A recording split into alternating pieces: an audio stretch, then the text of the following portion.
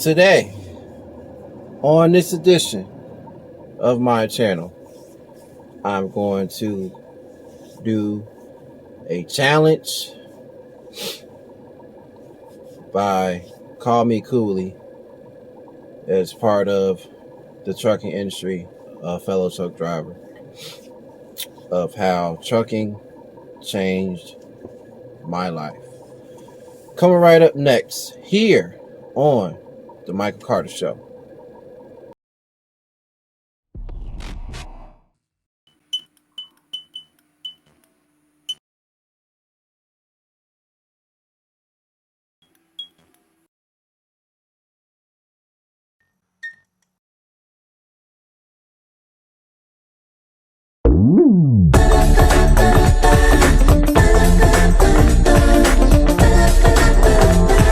You gotta do what? I gotta believe.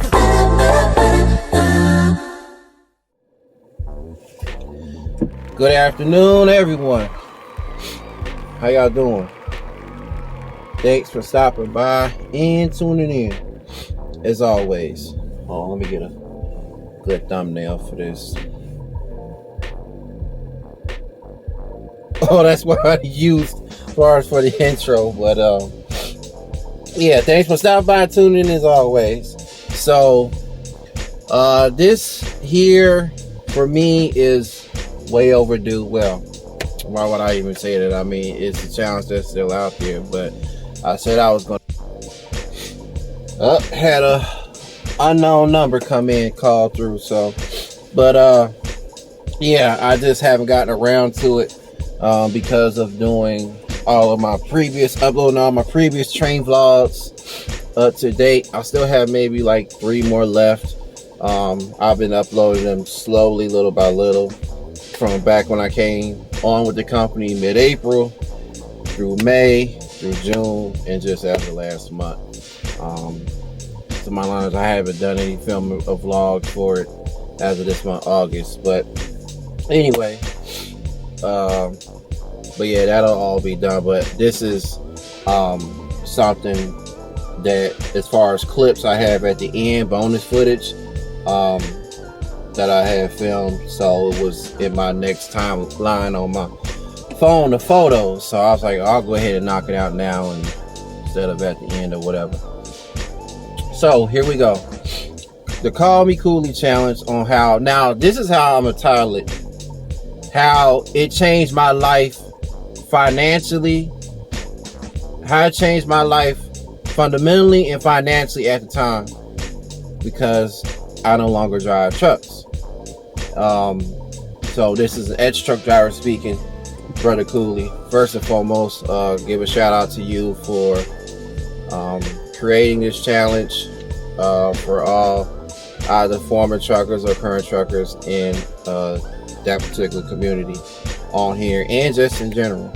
So shout out to you for that. I'll get through as much as I can on this. Not really have much to go on. I've spoken on as far as my life as an ex-truck driver, at least all of 2019 and half of 2020, on just giving, my experience and speaking on, do's and don'ts. So it all started back for me. Well, it was in 2012 actually. So 2009, graduated high school at my hometown Chicago. I went to Homewood Flossmoor High School. Moved here to North Carolina that same year, and it was like around that time where, if you all remember those military commercials, were like where they would be recruiting people around that age of 18 and up to join either the Army, Navy, Air Force, that kind of thing, or the National Guard, Coast Guard, or whatever. Well, they had, as soon as I moved here to North Carolina, they had this commercials for Roadmaster, saying, if you want to learn and get your CDL, and training, go to Roadmaster. So I first made the call there to a recruiter or as an advisor, but I never followed up on it. it was my mother's idea of maybe something wanting to do. And again, I'll explain what I'm currently at right now at the end of the video. But she was like, yeah, why don't you give it a shot? So mind you, I just come fresh out of high school and just moved to North Carolina, fall of 2009. So, like I said, I didn't follow up on it, but I guess they had my info or profile in their system or something. So fast forward into 2012. Fast forward into 2012, I, try my luck at it again to go drive, but this time for CR England. Well, go to their school at the same time and then go work for them.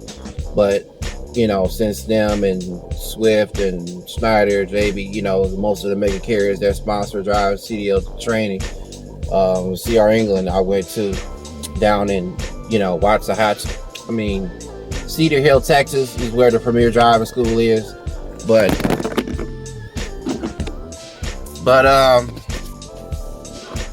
going to, hang on. Oh, that's about that. So, yeah, my last few lives, this thing wanted to stay the suction cup, even though I cleaned it off and stuff. But I think it's because of the sun. I might have to move this in case if the camera does heat up. But yeah, I'm doing this from my phone.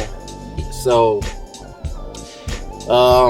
as they normally do, these mega carriers put you on the Greyhound bus and send you to where the company is and / school or whatever. So, rode the bus from North Carolina all the way down to Dallas. Dallas to Waxahachie is a local run stop. And they provide the lodging, course, there at the hotel. And I think it's like a 6-month or less training course. And I get as far as passing the permit test. And I explained this actually in where I got my CDL from.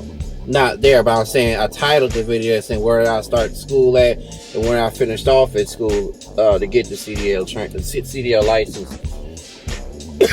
Excuse me, Class A license. So I got as far as passing the permit test, going to one of the DPS/DMV facilities in the Dallas-Fort Worth area. I think I went to the one in Arlington somewhere, where they had their little shuttle buses that they take all the students to. Damn it. Where they take all the students to each different driving test facilities to go do their permit tests and other tests or whatever, as they're going along. So, basically, that's not good. So basically, like I said, I got as far as passing just on the permit test, and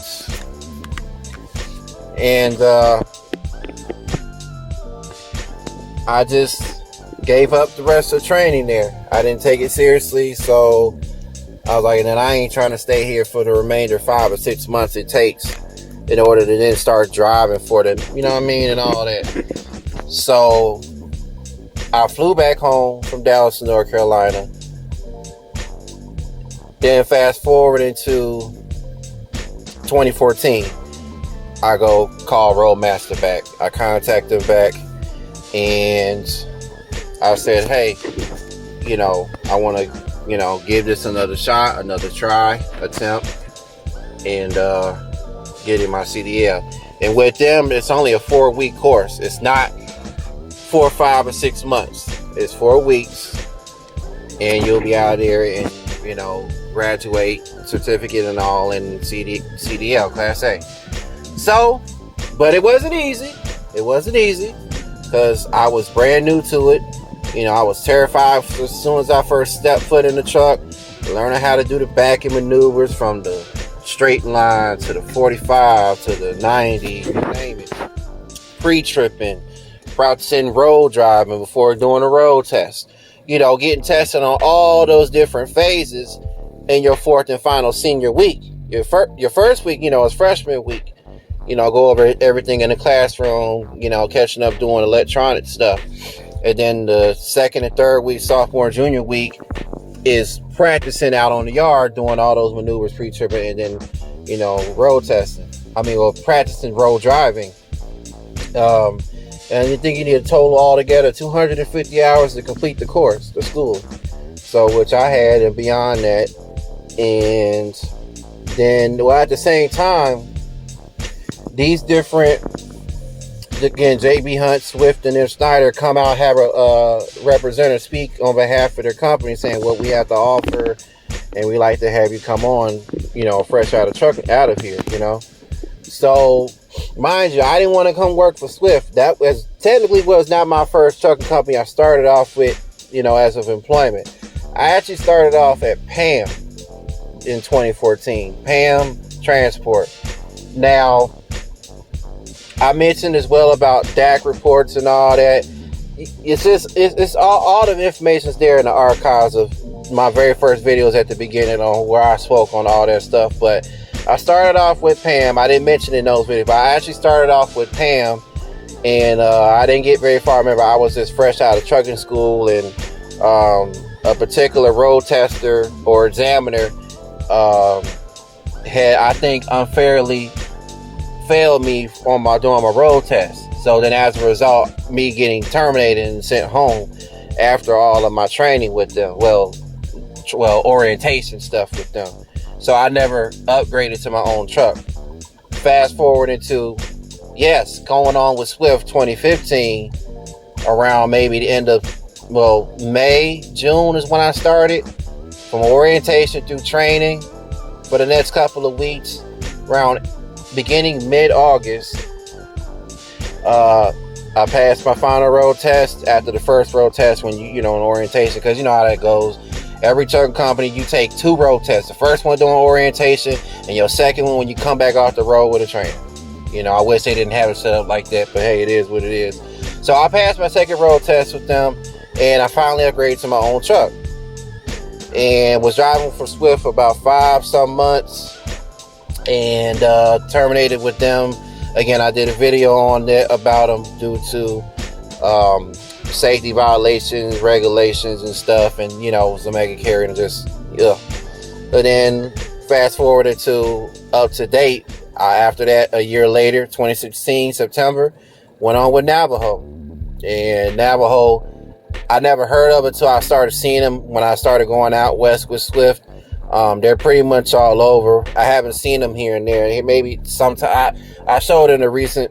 I put in a recent video of one in my area in North Carolina, but that was the last trucking company that I was ever with until my untimely demise with them. I was working with them for 2 years. That's the longest I ever been with any trucking firm out there on the road, Navajo, for 2.5, 3 years, up until December 2018. So, and during that time, I just sat back and was just watching, different trucking videos of you all's channels, up to date. Now, I don't watch as light as I used to. And again, I'll explain. Matter of fact, I'll go ahead and explain now, because then I'm just going to play bonus clips of,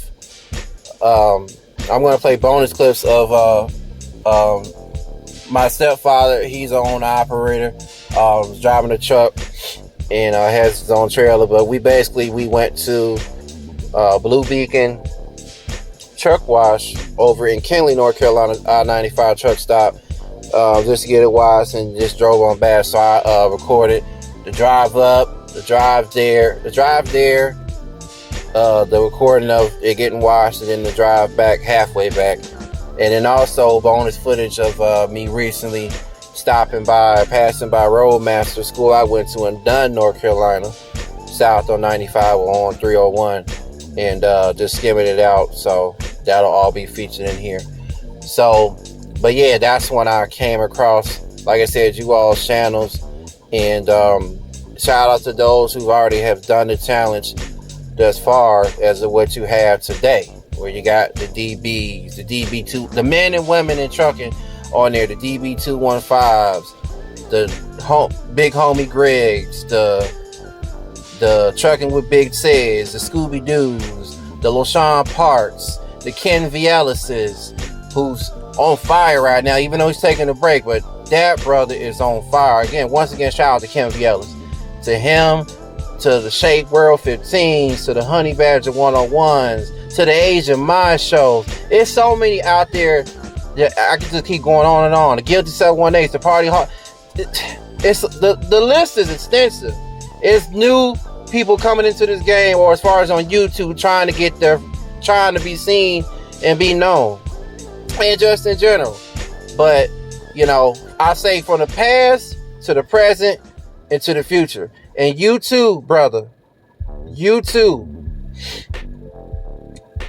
have also given me more inspiration and ideas, Brother Cooley, of wanting to do a challenge like this in the aviation world. So that's where I'm now getting at, is where my head is at right now. Doing a lot for that particular community, because that's what I was born to do, being born and raised in the industry by my parents. But I'm gonna save all that as far as for a separate video. I don't want to go in depth with it, because like I said, I'm leaving this here as far as your challenge. But you got me want to do a challenge just like that for aviators on YouTube, even though I haven't reached that level on there yet as an aviator. But for them to ask them, how did aviation or piloting change their life? You know what I'm saying? It just makes sense. Any type of career job, how did it change their life? But yeah, I appreciate you for that, and inviting us to do this challenge. And yeah, that's it. See, I got 15 minutes on this particular cord, and I'm just holding the phone and all that. I don't know what else to say. Again, I never now, as far as personally, went over to your channel and said hello or anything. But I most definitely will. I'll put your whole channel name, hashtag, and everything in the tag or title, both same thing, and go from there.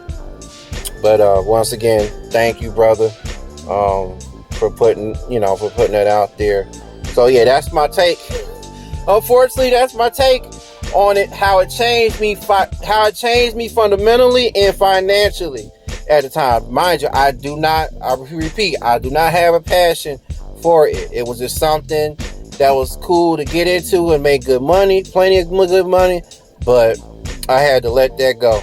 I had to let that go, unfortunately. So, yeah, so there you have it. So now let's get on to these bonus features, and that's gonna wrap this particular vlog up.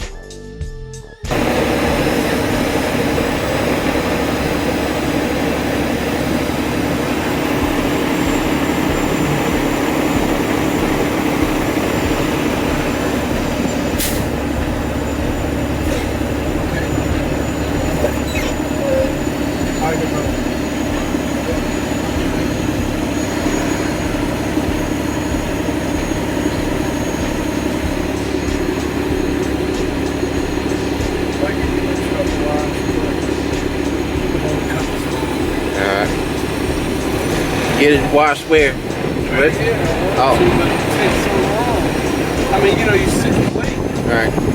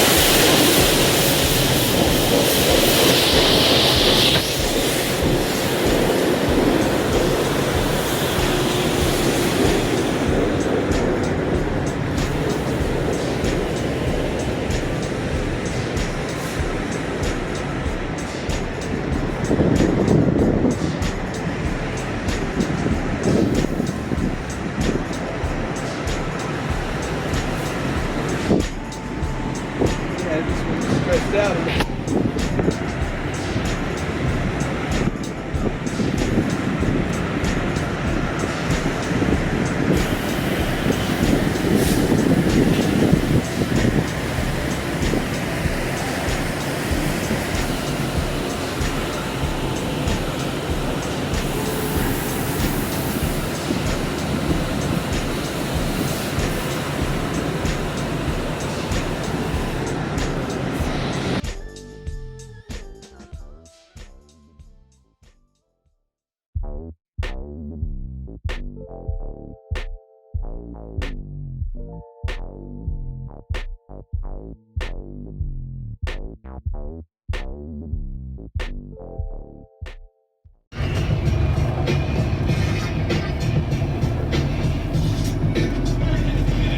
It is the deal. You can show your quarantine connection uprising update. Jasmine said, what? I will be in Memphis and Chuckles. 2 Fridays, 2 Saturdays, 1 Sunday. Then you go mosey on over to Nashville. I'm 3 hours. You can mosey. It takes about 3 hours to do it. And then I have to get down there in time. Because that Monday I have to start press. I got to do the Today Show. You know, because now you don't have to. So I'll do it from my dumbass hotel room in Nashville. But I don't stay at the one that kicked me out, the Thompson. As you should. I don't go to the Thompson Hotel. You should. Because they kicked me out when I had COVID. They're like, you the one with the COVID? Then they hey Mexican, hand it to the COVID dude. Oh. You gotta go, man. I didn't think you made it through the lobby. I didn't think you made it to your room. There's Just like, oh, there he is. Go here he is. Yeah. I said, where can I stay at? I can't stick to that. There's a leprechaun in the colony. Yes. Let's talk about this outside. You can stay the same place I spoke to this thing today. Where's that outside? Sick darky walk. Take your coat and your hat. Sick darky walk. He's the one scooting his feet.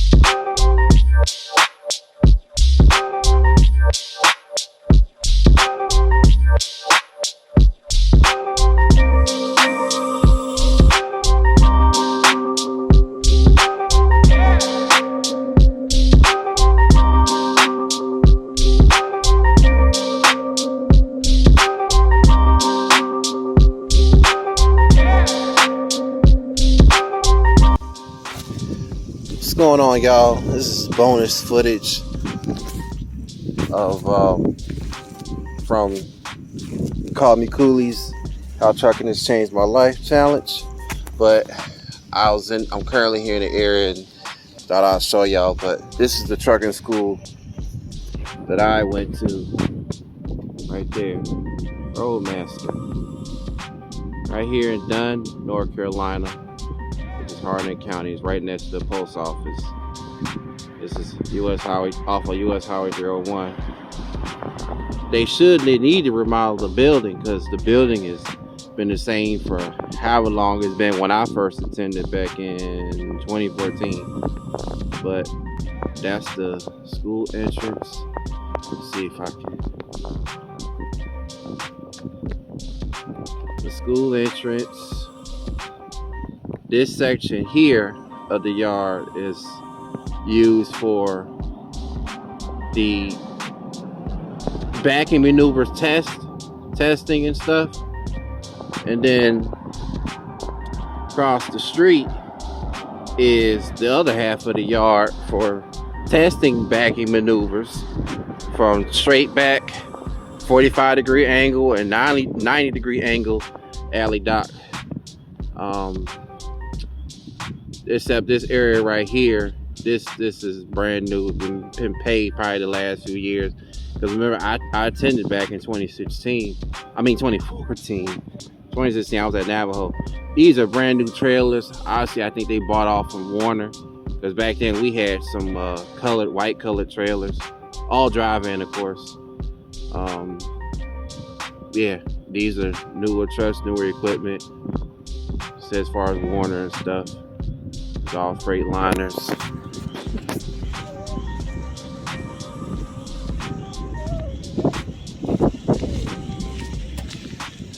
So I guess this person here, technician, is, I don't know, a fuel or some, or maintenance guy or what have you. But all the way back there to where that building is in the back is also part of the yard. So in this direction is downtown Dunn. And then in this direction, southbound 301 is towards Fayetteville. At least it stopped raining. But there's a Citgo down there, fueling station. They got hot and cold sandwiches and stuff. They tell you, the instructors and trainers, that, you know, like when you go on lunch break, hour lunch break, whatever, you can get something to eat there. Past that is a Domino's. And yeah, so, because I already finished the train trip over in Linden, North Carolina, which is south of here, and Irwin. So, but this is done. Irwin's the next town over west of here, and then Harnett Regional Jetport Airport Code Hotel Romeo Juliet. All the way, all the way over to Lillington, North Carolina. So from my channel to your channel. Yeah. Salute.